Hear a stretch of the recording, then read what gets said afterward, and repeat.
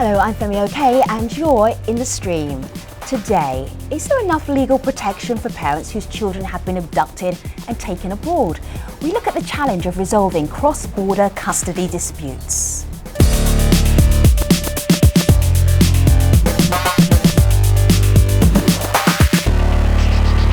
Our digital producer Malika Bilal is here looking out for your live feedback. Our community is already sharing personal stories with us, which we'll hear from in just a little bit. Exactly. We'll share those throughout the course of the show. But our community is also talking about how complicated of a situation this is. Laws are hard to enforce, but most of them say that at the end of the day, it's about the children and making sure that they are taken care of. Right. So Ahmed Hassan tweets in no case is abduction of a kid from a spouse a good outcome. In some cases, though, it may be necessary, but the outcome is the same. And of course, we'll hear both sides of that during today's show. Your questions and comments for those of you at home, though, are the backbone of our discussion.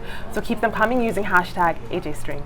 So you can reach us via Twitter, and Instagram is another way that you can keep in touch with us. Did you know that around 55 million photos are uploaded to Instagram each day? Check out the photos that we're sharing by going to instagram.com/AJStream. You'll find the stories we're covering, upcoming shows, as well as our favourite community picks. And our favourite community picks, well, we name them Stream of the Week. I am Dr. Saad Abdul Khabir, a scholar, artist, and activist, and I am in the stream. Imagine your child is abducted and taken to another country, not by a stranger, but by your own spouse or a family member. What do you do and who do you turn to?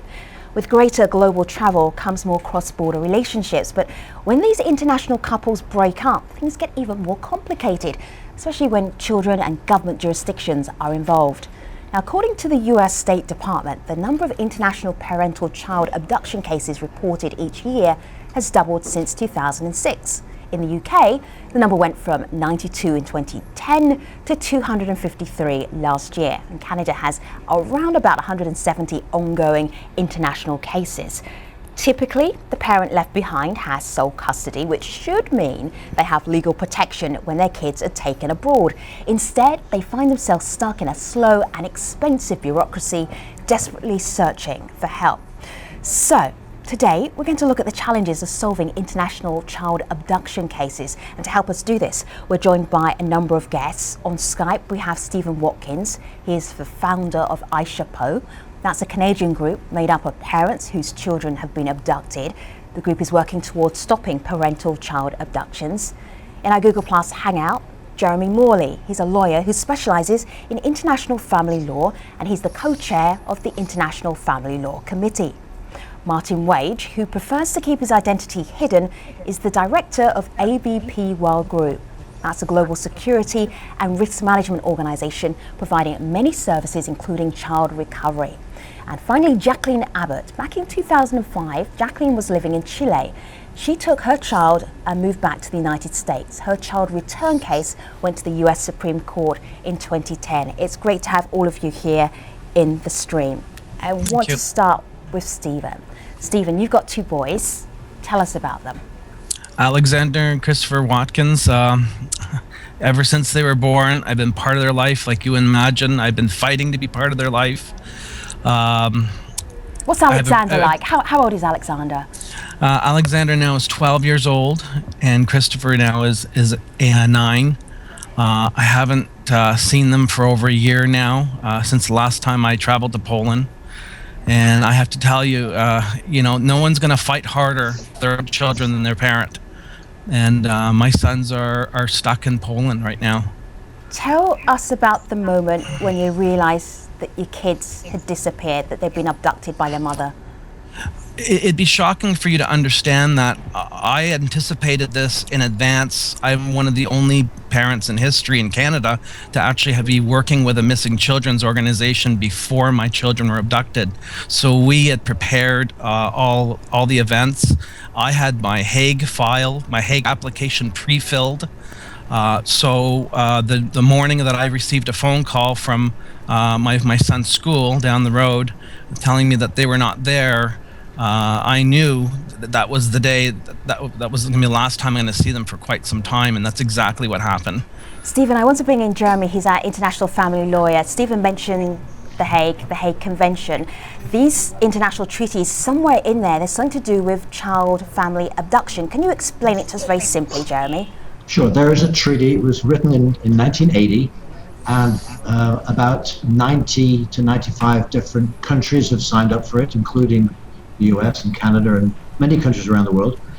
And under that treaty, countries promise that when children are abducted away from their habitual residence without the consent of somebody who has any kind of right of custody, that the children will be returned promptly, within 6 weeks, to the place where they live, so that the courts in that place can make the decision about what's best for the children. See, we wouldn't be doing the programme if this was working out beautifully. What's happening, Jeremy? 6 weeks, so Alexander and Christopher, they should have been back with their dad ages ago. Exactly. So there's a whole bunch of problems. There are defenses to the treaty that have to be worked out by the courts. The most important problem is that not every country has signed the treaty. When the countries that have signed the treaties generally do a pretty good job. Some of them are not compliant at all, but most of them do a pretty good job, and those are not the cases that go on TV. So when children are abducted to Hague countries, some go very fast, and those are the ones that you don't hear about. Some go real slow, and those are the ones that you do hear about. The courts in those countries where the child has been taken to have to decide quickly whether the children should be returned. But then there are appeals, then there are defenses, then there are complications, and sometimes governments do try and interfere, although they're not supposed to, in what the courts in some of these countries are doing. Well, Femi, at the very top of the show, you mentioned that we were getting personal stories. I want to share one of them now from Facebook. Angela wrote in, I have a friend whose ex-spouse lost the custody battle. The spouse spirited the child off to New Zealand. 40 years later, my friend still grieves over the child's disappearance. I want to go to a video comment now, though, that merges both of these things, the child's disappearance and also the laws. Actually, it looks like we're having a little bit of technical difficulties, so I'll go back to the video comment. But Stephen, I want to go back to you with the Facebook comment that we got from Angela, who says, my friend still grieves over the child's disappearance. And of course, you were telling us about your children. Is that grieving part of what you're going through? It's interesting because when our family here, I have a family here with a partner and a stepdaughter, and when we were looking for help, for guidance, no one knew how to help us in counseling. It's kind of like a death. It's kind of like a grieving when someone passes, but it's very different. It's like your heart's been ripped out. Your children have been taken away from you. You know they're alive somewhere, but you don't have access. You can't talk to them. So it's similar feeling of grieving for a passing, but yet it's even much more because it never ends. So I absolutely agree with Angela's statement. You could be 40, 50 years and feel the same way. When your kids are apart from you, you're feeling it. I want to go to our video comment now that I just promised. And Martin, I'd like you to have a listen to this. Marion Kennedy, international lawyer. International child abduction cases are often difficult and expensive to resolve. One of the issues that has to be decided in the first place is which country has the power to decide the future of the child. The Hague Convention helps if the other country is signed up. Once you've got your court order, you then, of course, have to find. So Martin, she ends by saying, once you have the court order, you then have to find the child. Of course, that's where you come in. Yeah, that's correct, because we have now recovered children since 2002, and what we see is that the Hague Convention is too full of loopholes to be effective too. We see not many countries respecting the Hague Convention and sending the children back. And even if the country respects the Hague Convention, there are local courts that doesn't do it. So it's not a very effective tool to use. So Jacqueline, two parents, kids in the middle, there's more than one side of a story. You're bringing us a completely different perspective. I asked Stephen about that moment when he realized that his children were missing. You're a parent who decided to take your child back to the US. Can you explain the situation and why you did that?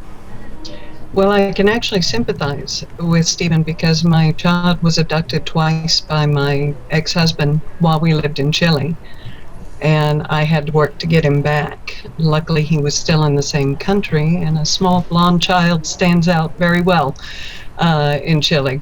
In any case, I was able to obtain the return of Alex, but I know what it feels like to not know where your child is and whether or not you'll ever see him again. My choice to come back to the United States was based on economics and our own physical safety. Unfortunately, the observatory that my husband worked for didn't help us, even to the point of refusing to give his salary amount to the courts when we were trying to set a support amount. I was unable to work in Chile because the visa that we had from them prevented me from working, and if I did work for remuneration, I would be deported from the country without my child. So what was the moment when you said, okay, taking my child, going back to the US? When was that moment where you went, okay, I'm doing it now? Well, my attorneys and I had received death threats over the course of the 2.5 years we were there. We heard, or the embassy heard, that my husband's side had been putting in reports to the district attorney and police that I had threatened to commit suicide, which was patently untrue, but it made them afraid that I might turn up somewhere. They helped in getting us out of the country in what way they could. I had full custody order. We had Alex's new passport, and we came back to the States so that I could work to support us. Did your ex have that moment that Stephen had where he realized that the kids were just gone? Was it like a surprise operation, Jacqueline? I honestly don't know. We had very little time. I'm sure he did. But having abducted Alex twice himself as well, So if I can just jump in here, what you have is a perfect example of the fact that there are two sides to these stories. There are two sides to every case. And if you just read the court decision of this case, you only get one side of the story. What do parents do then? I'm worried about the kids, Jeremy. So this Jacqueline's child has been abducted, what, 3 times? Well, twice by my ex-husband, and I technically once by myself, but I do have full custody. I had the right to travel with him. Jeremy, this is a hot mess. This is why you're a lawyer in this international family area. How do you begin to unpack this so that people watching understand what their options are, actually from both sides? Yeah. Firstly, you've got to understand that there are two sides to these stories. I'm not going to comment on Jackie's case in particular. It's not appropriate. I think you should also know that one of the key things that I do is I do a ton of work in preventing this happening in the first place. So parents may come to me, such as Stephen, in advance, and what our job to do is to make sure, as best we can, that the child does not get out of the country. So we seek a stronger court order in advance to prevent the abduction. Now, some judges here are open to that, and some judges are not. It's often very important to show that if the child is taken to the foreign country, the courts in that country are going to do little or nothing, and the child will never be returned. Right. So if we get a very strong order beforehand, we can often stop the problem. We can nip it in the bud. Was that you, Stephen? It's a very good point there.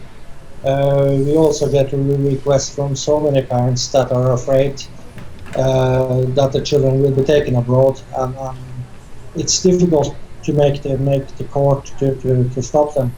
It's very hard to stop them. Sure, but I've succeeded lots of times in getting injunctions to stop them, particularly if the child is about to go to a country that either is not a party to the Hague Convention, like India or Japan, or is a non-compliant party to the Hague Convention, such as Costa Rica or Guatemala.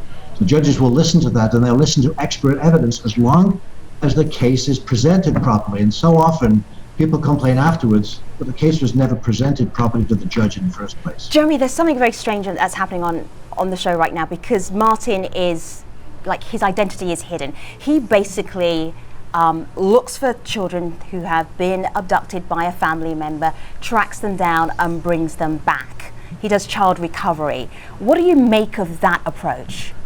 Look, sometimes desperate parents who do desperate things, it can be very, very dangerous. So I've had people being arrested when they're in the middle of that kind of recovery, if you want to call it recovery. Some people call it a reabduction.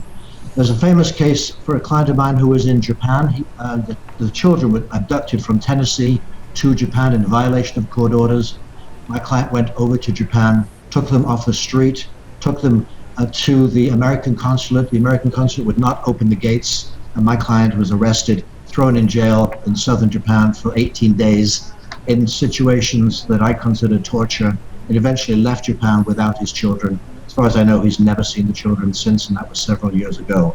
So that backfired. On the other hand, another client of mine took the children also from Japan, himself, took them through Korea and brought them back to the United States. He re-abducted or recovered them. Right. The children are still here with Dad, as far as I know, and that had a happy ending. Right. Jeremy, I want to hone in on something that you said. You said desperate parents sometimes do desperate things. Jazar on Twitter says, at times it is justified for a parent to do so. I know of a lady whose husband was an alcoholic. She saved their child. Another personal story. But I want to go now to the focus on the children. Dr. Anne Marie tweets in, it's rare for a child not to suffer trauma, immediate or delayed. Kids should not be pawns in a parent's world. I'd like you to have listened to this comment, Jacqueline, along those same lines, and let me know what you think. Abduction by a parent for a child creates a host of psychological issues. It can start with nightmares, problems making friends, problems with trust, depression, anxiety, anger at the parent who was left behind. All of these things create problems in building relationships, maintaining school performance, and having a life that's worth living. These problems do exist into adulthood if not treated, and it's helpful to get the child help as soon and as often as possible. Jacqueline, did you see those signs of trauma in your own child? He had more difficulty with the trauma that he sustained by living in the household when my husband was there. We actually obtained help for him for that. He's been very happy since he's been back. He enjoys very much being in the United States. He often wished to be in a country where people looked like him. He felt very out of place in Chile, unfortunately. But, anytime you try and find a simple solution to such a multifaceted issue, you're going to run into issues where people are left behind, or left behind spouses use it to continue abuse or harassment. There's not a simple solution to something like this. Just sending the child back to the country where they came from doesn't guarantee that the courts there are going to be able to handle this issue to the best of the child's interest. The Chilean legal system, for instance, it's a Napoleonic law system. It's very complicated. It wasn't in our own language. It was in Spanish, and it was very easy to make a misstep or to misunderstand what was actually happening. I want to go back to Stephen's case. Stephen, your case is really famous in Canada. You set up an organisation to help other people who are in situations like yours. Even in the Canadian Parliament, questions were actually posed and asked of the government to see how they could help. I actually want to go back to December 2011 and listen to what happened in Parliament, talking about your case. The fate of these children rests with a Polish judge in a hearing set for this week. We have seen no action from this government for over 2 years. Mr. Speaker, why won't they support the victims here? What is this government planning to do to bring these children back home for Christmas? The Honourable Minister of State for Consular Affairs. Mr. Speaker, our government takes cases involving children especially seriously, and I thank my colleague for her interest in this case. Since learning of this situation, Mr. Speaker, our consular officials have been actively supporting Mr. Watkins both in Canada and in Poland. In addition, consular officials have been working with local authorities, the province, the police on this situation, and I can assure my colleague that we will continue to be very active to resolve this case. So that was December 2011. Where are we right now? We're September 2013. Stephen, no children. How's it going? I want to go back to a little bit here. Something that was mentioned earlier, that government shouldn't be involved. I disagree with this, only for the fact that when international countries have signed treaties and conventions and they're not compliant. My Canadian Foreign Affairs and the Canadian Embassy in Poland has absolutely been helping me out. But they're mandated and they have certain protocols they have to follow. Right. What happens when another nation does not follow these international agreements? My stepdaughter is 15 years old, and she asks the question, what's the point of having UN resolutions and conventions and Hague if no one's going to follow it? She's a smart girl. That's a really good question. That's the question we're going to end this part of the show, and we're going to take you across to the post show. But I'm just going to ask you just very quickly and for a very quick response here, and we'll continue the conversation in a moment. How hopeful are you that you're going to see Alexander and Christopher anytime soon, let's say within the next year? I'm not too sure. I know that we have proceedings in Poland. I have not been able to see them. It's a bit of a ruse and a game. My ex says I have been able to contact them, right? But obviously I try to call and I'm not getting anything. All right. Nor am I getting any help from the Polish courts. So even though the Polish courts and judicial system has recognized that my sons were illegally abducted, the fact that they were in hiding for Stephen, we're going to leave it there because it's a big story and we need a big post show to take care of that. We'll hear more from Stephen Watkins, Jacqueline Abbott, Martin Wodge and Jeremy Morley in our post show at stream.aljazeera.com. Right now, let's see what Malika has in other stories. The stream is following.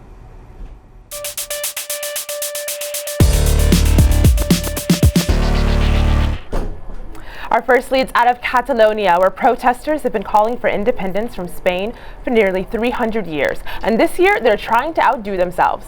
Hundreds of thousands of demonstrators formed a human chain along the coast, aimed at bringing attention to their bid for a referendum, allowing them to form their own country.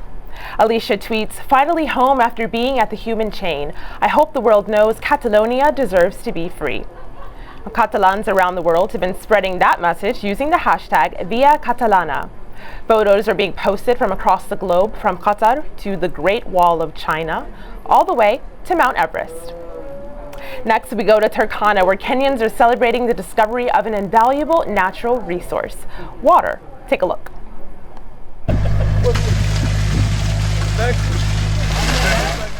Scientists have struck water in northern Kenya, where an underground reserve holds at least 250 billion cubic meters of fresh water. The supply could potentially meet Kenya's water needs for the next 70 years. In Turkana, a region that's faced famine and plenty of drought, it's cause for celebration.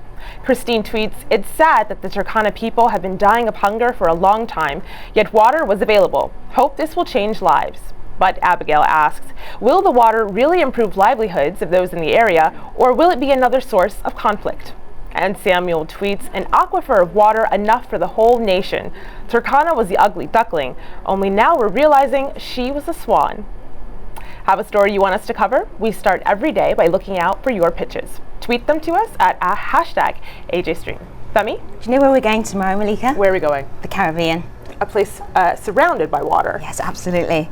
Looking Gorgeous forward to warm that. waters, the fish swim around your feet. But we are going to be staying in the studio, but our guests are going to be taking us to the Caribbean. We're looking about climate change, and that is our focus. From the people of Trinidad and Tobago, like many Caribbean countries, they face a rising sea levels and threats to their way of life. So how are they adapting? Good question. Good question for another show. Stay with us though. The post show is next at stream.aljazeera.com. We'll see you online. Thanks so much for watching.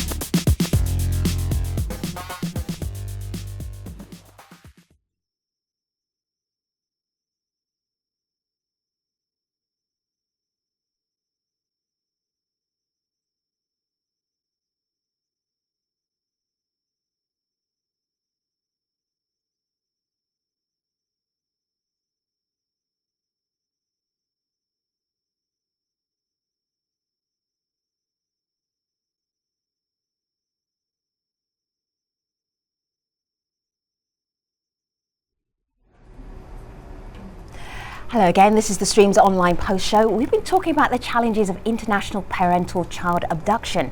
Our guests are Stephen Watkins. He's the founder of iShapo. That's a Canadian group made up of parents whose children have been abducted. The group works towards stopping parental child abductions, Jeremy Morley is a lawyer who specialises in international family law, and he's a co-chair of the International Family Law Committee. Martin Wage prefers to keep his identity hidden. He's the director of ABP World Group. That's a global security and risk management organisation providing many services, including child recovery. And Jacqueline Abbott, back in 2005, Jacqueline, who was living in Chile at the time, took her child and moved back to the United States. Her child return case went to the US Supreme Court in 2010. So I wanted to be very practical in the post show and ask you all for your advice. You all come from very different areas of expertise and experience.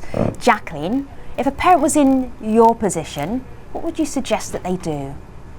Find excellent legal counsel as quickly as possible. We were very lucky, and we have an attorney, Carl Hayes, who happened to be a law junkie, and he researched very carefully the Hague Convention issues and was able to take us, and we won all the way through to the Supreme Court thanks to his capability as an attorney. Personal question, lawyers don't come cheap. Did you keep a tally of how much this entire experience cost you? I stopped counting when it got close to $100,000 because it was a little bit daunting. My family has been able to help some. I've been very lucky, and my attorneys have been willing to take payments, and I will be paying off attorney's fees for quite some time. I understand that my ex-husband was able to receive help from the United States government to pay for his legal fees because he was a petitioner under the Hague Convention, even though he was a non-custodial parent, and at the time he didn't have the right to apply under the Hague Convention. So we were taken to the state court, the federal appellate court, the Supreme Court, and then back to the federal court again. All on our own nickel. Wow, making my head spin right there. Stephen, you're still looking for your kids, you know they're in Poland, but what practical advice would you give? You've got a website, the iShapo website, you have an organisation, so you're trying to help other parents in your situation. What's the most practical piece of advice you can give them? One of the things that has to be quite clear is every case is different. Everybody seems to have a different case. And there are some similarities. You might have a child abduction that gets, a child that gets abducted or snatched, or you might have a parent that goes on vacation and decides not to come back. The message that we want to get out is, not only is there a parenting group here in Canada, there's a parenting group in the United States called Back Home. There's a great organization out of the UK called Reunite International. So there are things out there, resources out there. But what we're trying to bring to the table, and we hear so much in the news about this Hague Convention, in my own son's case alone, which is the same as other cases at the iShapo, we're not just talking about breaking one convention or one treaty. I'm talking, in this case, my son's 5. Right, Stephen, so you're starting to make my head spin here. I'm a parent, my kid's been snatched by my ex. What's the best piece of advice you can give me? I really wanted to keep it simple for our audience who are watching so they get a really good takeaway from all of our guests. Right away, go to the courts, bring a motion to the courts. That's definitely that you have to do that. Then go to the police and make a report. And then as soon as you can, write up your application for the Hague. And do them in that order, because some police jurisdictions, they don't tend to believe you right off the bat, so they might say, well, get a court order. So go to the courts first before you do anything else. Okay. Malika. Well, this conversation has struck a chord with many of our community members, and we actually received this video comment. It's actually an excerpt from a member of our community's testimony before a panel in the U.S. state of California. I'd like all of our guests to have a listen to this. Imagine being a child and your mother steals you away to a foreign world and then tells you that your father does not want you anymore, or that he's dead. Your whole life is now built on a foundation of lies. This is not what a healthy, nurturing parent does. This is a form of ongoing child abuse. Testimony from Jeffrey Morehouse, and on the back of that we got this tweet from Mubarak, who says parents should be aware not to talk negatively about the other parent because they don't know how this will further hurt their child. So Stephen, I want to go to you with this because I picked up an excerpt in our research for doing this show of an article in which you were quoted and you said, can we just go up to our kids and say mommy's going to abduct you? We have to be careful not to paint her in a bad way. Tell us about your struggle with that. I always believe that I never grew up in a situation where I was abducted or anything like that, so I have no knowledge of that. But getting on that point, listen, we all have one mom and one dad, and our kids should have rights to both of us and to grow up knowing both of us. When a child is taken, a lot goes on in their mind. If I put down my ex-wife, I'm really sending a message to my kids that there's that distrust and that I'm putting her down. That affects your children. So you never want to talk negatively about your spouse, one way or the other. It has adverse effects to your own kids. So that's a very important part, I think, to bring up. I don't downplay. I don't agree with what my ex has done. I think it's a crime. I think it's a child abuse. But when I'm with my kids and they're in front of me, I do not put down or berate my ex-wife. Jeremy, I suspect the advice that you would give to parents caught in this situation would call you. But other than that, what's the most practical piece of advice you can give parents in this situation? You have to be strategic. You have to, before jumping, you have to know where you're jumping to. You have to get advice from people that know the lay of the land in this area so you don't make mistakes, because you can totally screw everything up if you do the wrong thing. We've not talked about criminality. Taking a child out of many countries, including the United States, can be a felony, a very serious felony. You can get in major trouble if you mess this up. There are lots of things that you can do if you think your child is going to be abducted. There are lots of things that you can do if your child has to be abducted. One size does not fit all. I agree with what Stephen said about his case. I totally disagree with Stephen about what he said, as if it applies to every case. Often it is a mistake to go first to the courts.